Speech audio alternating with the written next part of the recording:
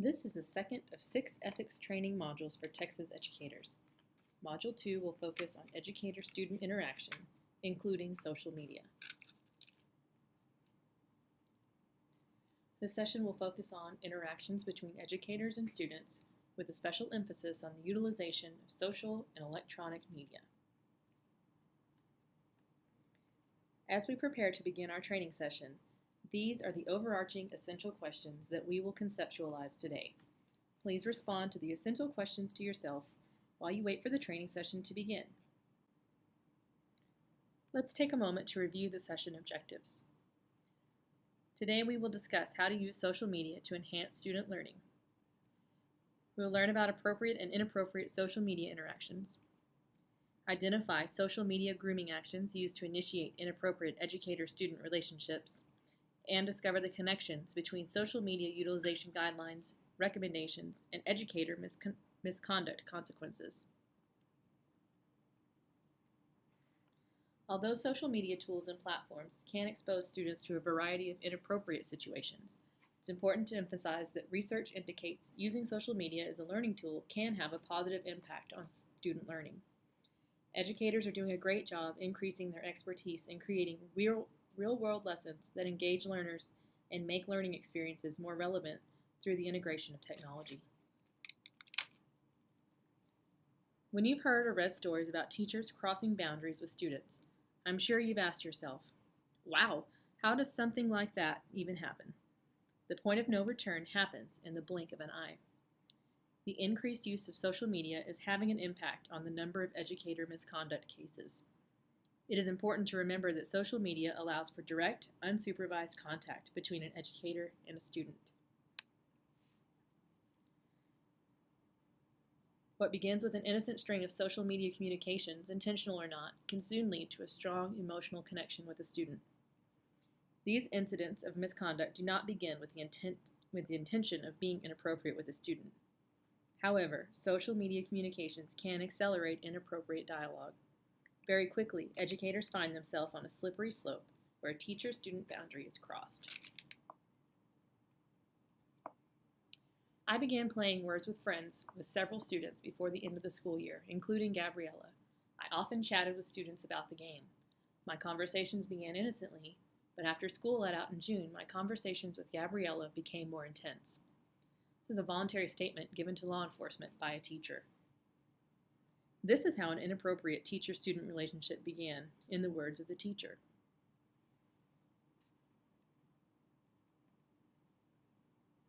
Here is a direct quote taken from the teacher's statement indicating how he ended the inappropriate relationship.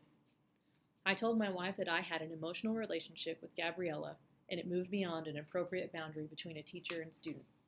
My wife was angry and demanded that I terminate contact with Gabriella entirely. I then emailed Gabriella and asked her not to try to contact me or my wife. I apologized for any emotional harm I had caused her.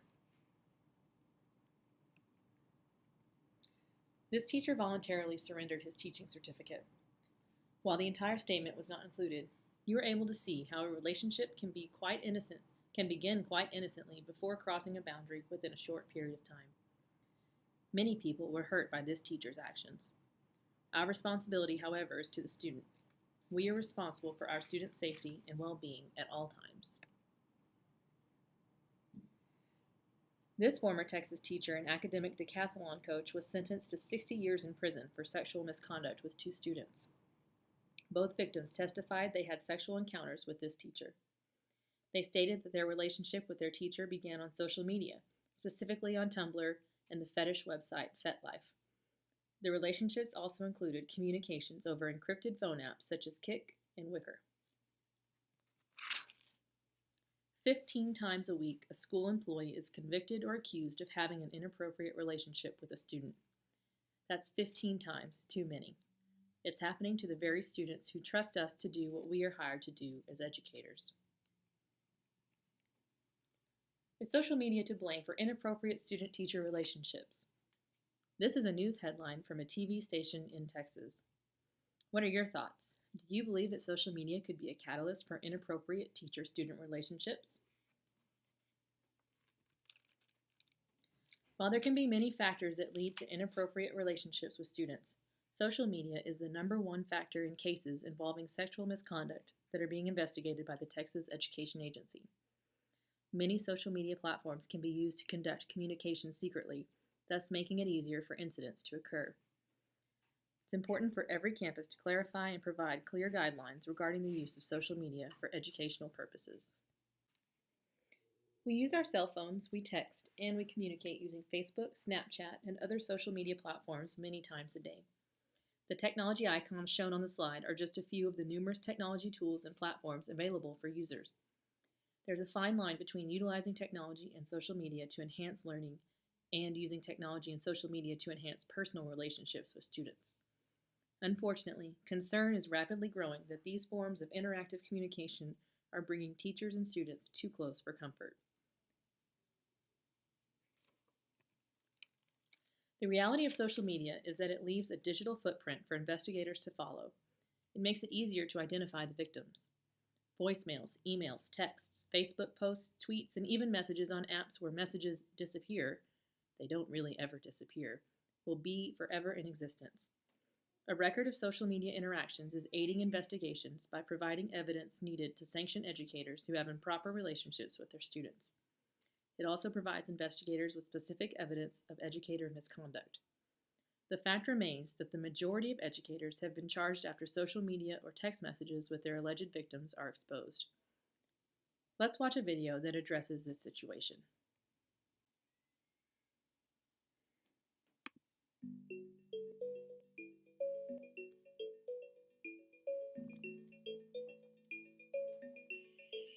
Texting and social media tools such as Facebook, Snapchat, Instagram, and Flickr are engaging instructional tools. They can help teachers and students make connections to ideas, skills, concepts in technology-driven learning environments.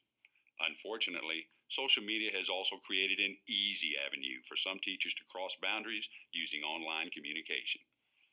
In Texas, the numbers of violations stemming from social media interactions between educators and students has increased significantly.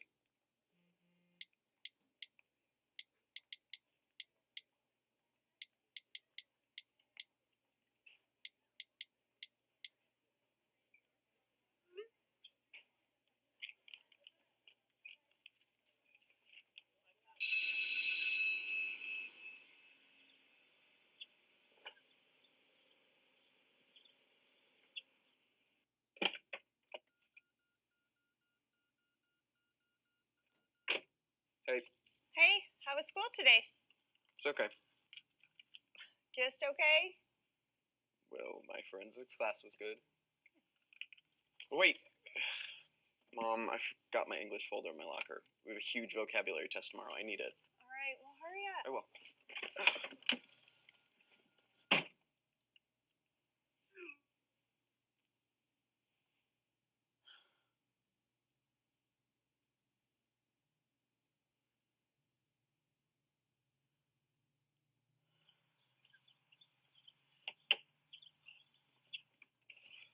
I got it, thanks. What's going on here? Why are you checking my phone? Mom, it's none of your business. None of my business. You're my son. Now, what's going on with you and Miss Perry? Nothing. Nothing? I saw the pics that she sent you. Mom, leave everything alone. You're just gonna mess everything up. Mess everything up. Are you kidding me? I'm supposed to protect you. Miss Perry has crossed a very serious line here. I'm going to report this to your school principal, and then you and I are going to talk way more about this. Mom, please, do not tell Dr. Garza. This is serious. I have to report this.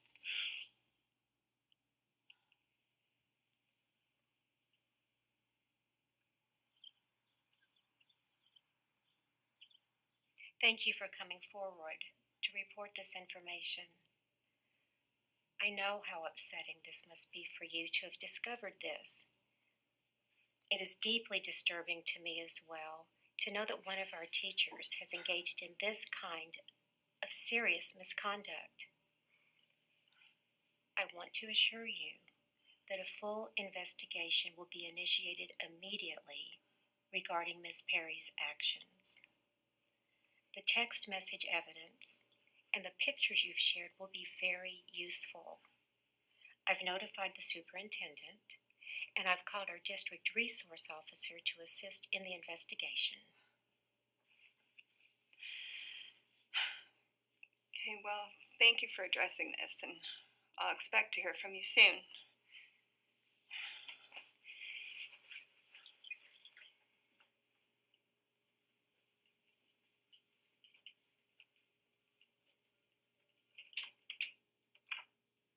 Miss Perry, please sit down. I believe you know our HR director, Miss Sutton. I do. Something wrong? Yes. I've asked our HR director to be present for this meeting. She will serve as a witness and will document our meeting. Not sure why you would need to document this meeting, but what's going on? Miss Perry, what is your relationship with your students? Well, they're my students, and we're also friends. Friends? Oh, what I mean is I may help them out from time to time. A student's mother just left our office. She was very upset. Do you know why she might be upset? Well, with one of the students, he and I are friends, and we've been sort of horseplaying around, so maybe she's mad that I'm friends with her son. And how have you been communicating with this student? I've sent a couple of texts, but they've all been harmless. I may have played around a little bit, but I didn't do anything.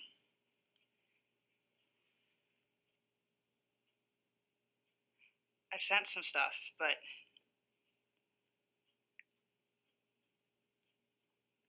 I don't know what I'm saying. I don't want to say anything else. Miss Perry, we have very strong evidence that you're involved in an extremely inappropriate relationship with that student. You are officially placed on administrative leave pending a full investigation. You are not to have any contact with any student until further notice. You will receive further instructions from our school attorney. Our HR director will escort you from the building. You are not to return to your classroom.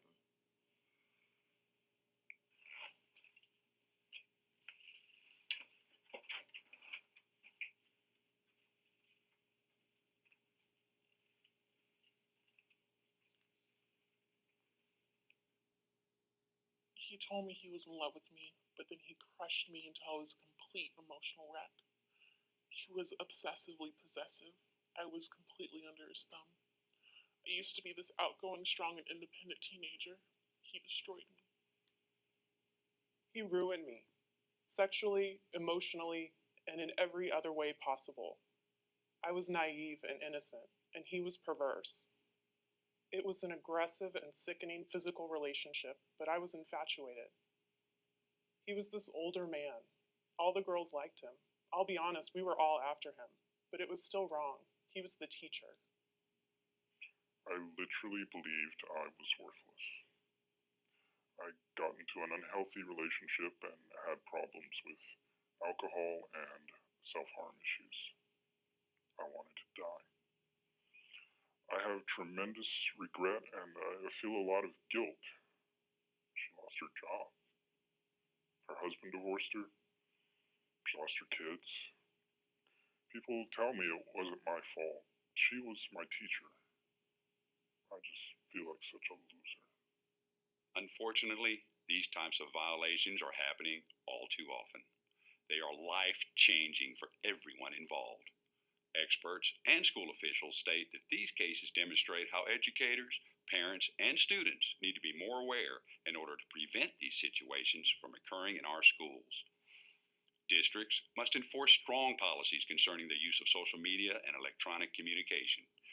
If you know a colleague is engaging in behavior that is unprofessional and unethical, report it immediately to your school administrator. Let's take a few minutes to think about what you just saw. What thoughts came to mind as you watched the scenario unfold? What inappropriate actions did the teacher exhibit? Would most parents have handled the situation in the same way that the student's mother did? How could this type of inappropriate teacher-student relationship be prevented? Knowing that an inappropriate relationship between an educator and a student can happen quickly reinforces the reason why the statistics are extremely sobering. According to Doug Phillips, Director of Educator Investigations with the Texas Education Agency, there has been more than a 50% increase in the number of investigations into inappropriate student-teacher relationships in Texas in the past 7 years. Let's take a look at the trend over the last 4 years. As you can see, the number of educator misconduct investigations has been increasing each year. There were 188 cases involving inappropriate relationships opened during the 2014-15 school year. Roughly 100 of these educators were arrested. As of August 31, 2016, there were a total of 1,090 open cases, including all types of educator misconduct investigations.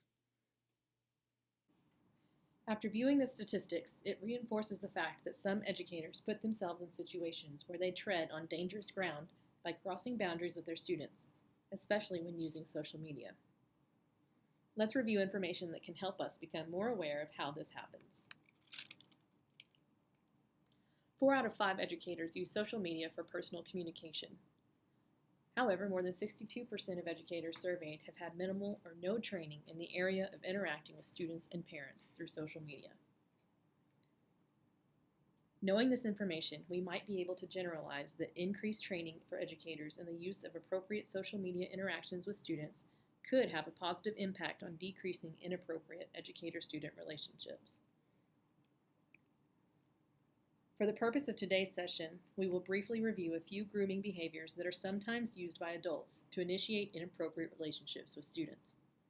The information will provide everyone with an awareness of how social media can become an accelerant in exploiting students through the use of grooming strategies. As a quick review, grooming is when an adult engages in increasingly inappropriate boundary violations to gain the trust of a student. These are just a few examples of how an adult can use social media to groom a student. Frequently calling or sending text messages just to check in. Sending pictures, jokes, or information that is inappropriate. Sending messages that are becoming increasingly friendly or sexual in nature. Or conducting social media interactions in secrecy. Grooming strategies set the stage for a possible sexual relationship with a student by determining their level of vulnerability. These are just a few examples of what is termed grooming students. There are several more actions that fall under this category. We have covered a lot of information. Now I will read a couple of example texts between a teacher and a student for you to determine whether it was an appropriate or inappropriate use of social media communications. Hi Mike, be a doll and send me your late assignment. I'm waiting. I've been busy, can we make a deal? Depends on how good the deal is, babe. I'll Snapchat you with a great deal.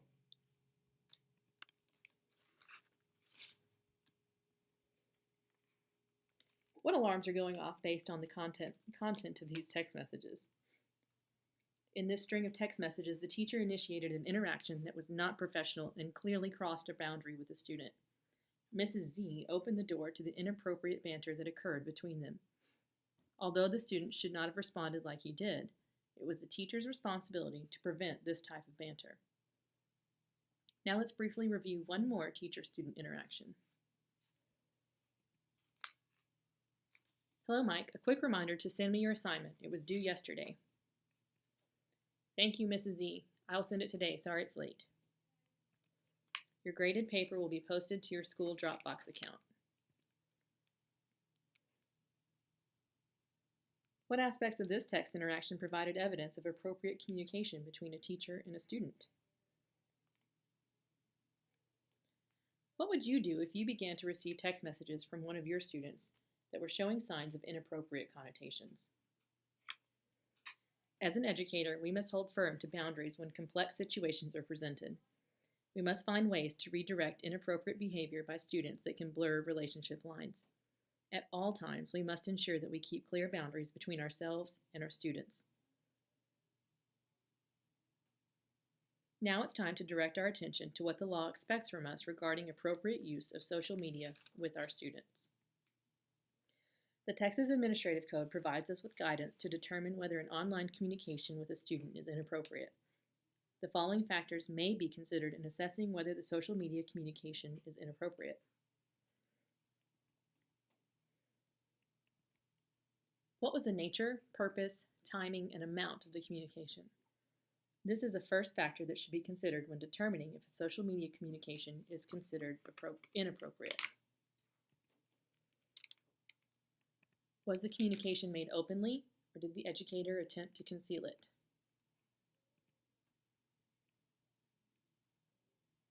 Could the communication be interpreted as soliciting contact or a romantic relationship? Was the communication sexually explicit? Did it involve discussion of a sexual nature regarding either the educator or the student? The exchange of inappropriate text messages we reviewed earlier violated this ethics standard. The messages involved secrecy, sexual connotations, frequent communications, romantic involvement, etc. The law is specific and leaves no room for interpretation regarding inappropriate relationships with students. The consequences for having an inappropriate educator-student relationship are specific as well. Loss of career and loss of freedom. The loss of career and the loss of freedom are two consequences that can be devastating. Let's review a few social media guidelines that support appropriate teacher-student interactions. Be aware of what you post online. You represent not only... Start over. Be aware of what you post online. You represent not only yourself, but also your school district. Follow your district's policy for electronic and online communication. And be transparent by maintaining openness, visibility, and accountability. Consider all electronic communication to be accessible and a matter of record. Choose appropriate subject matter and words that are courteous, grammatically correct, and professional. The more consistent we are as a school district and as individual educators, the greater the propensity for developing positive ways to communicate with our students, especially through the use of social media. In reflecting on these social media guidelines, it's important to note that administrators are catching on and checking up. The Washington Post reported about a Missouri superintendent who during interviews insists that job applicants show him their Facebook page. It makes one stop to think about how our individual social media pages would fare in that situation. Districts have approved platforms for use with students. If you choose to use your own source outside of what is stated in your district's policy, you are opening yourself up to disciplinary action, including possible termination. There are several strategies schools districts can implement to decrease and eliminate the number of violations. Let's take a look. Schools can provide educator ethics training with a special emphasis on social media. They can also strengthen and communicate district social media utilization policies and guidelines.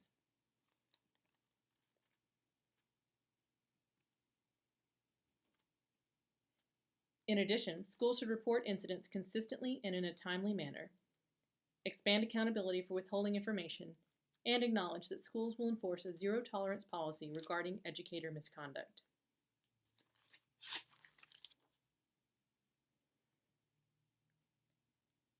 Each participant is required to complete an assessment based on the information received in this training. You must receive a score of 100 to receive credit for this module training. For questions about the material presented in Module 2, please see your campus administrator.